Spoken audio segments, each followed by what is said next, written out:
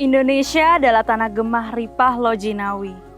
Tanah bumi yang tersedia cukup bagi kita semua. Alam merawat kita, menyediakan kita sumber pangan tanpa kita perlu memintanya.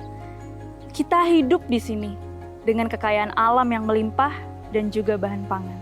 Namun sayang, masih banyak pangan yang terbuang di Indonesia. Padahal masih banyak masyarakat yang membutuhkan pangan di sekitar kita. Pangan yang terbuang dapat terjadi karena susut hasil panen dan pemborosan pangan saat konsumsi. Susut hasil panen dapat terjadi karena proses yang kurang optimal pada saat pemanenan, pada saat penanganan pasca panen, maupun pada saat pengangkutan dan distribusi. Tidak hanya itu, susut hasil panen juga bisa terjadi atas nama kualitas. Saat di pasar, pangan yang sebenarnya hanya cacat sedikit dibuang karena tampilannya yang kurang sempurna. Sementara pemborosan pangan terjadi pada saat konsumsi, ketika konsumen tidak menghabiskan makanan yang dimasak ataupun dipesan karena masalah selera atau memesan yang terlalu banyak. Makanan yang kita konsumsi tentunya tidak serta-merta tersedia di atas meja makan. Perlu proses yang panjang untuk memproduksi pangan dari mulai penyemaian, penanaman, perawatan tanaman, pemanenan, sampai dengan distribusi dan pengolahan yang membutuhkan sumber daya yang tidak sedikit. Banyaknya pangan yang terbuang ini tentunya akan berdampak besar, tidak hanya dari sisi ketersediaan pangan, namun juga terhadap lingkungan kita.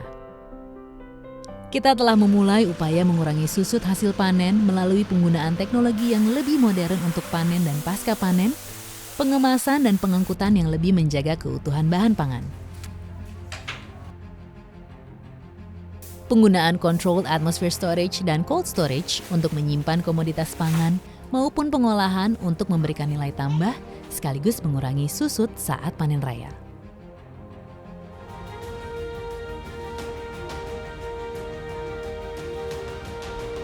Sementara itu, banyak hal yang bisa kita lakukan untuk mengurangi pemborosan pangan. Misalnya, berbelanjalah bahan makanan sesuai kebutuhan. Saat memasak, masaklah secukupnya sesuai jumlah orang yang akan makan. Kemudian ketika makan, baik di rumah maupun ketika menghadiri undangan, ambil secukupnya dan habiskan. Masyarakat dari berbagai kelompok usia, profesi, peran, dan status sosial harus bisa mengubah perilaku untuk mengurangi pangan yang terbuang. Mengurangi pangan yang terbuang bukanlah hal yang sulit. Kita semua bisa melakukannya dimulai dari diri kita sendiri. Yuk, kita sebagai warga Indonesia bersama-sama menjaga bahan pangan. Sayangi makanan kita karena terbuang sayang.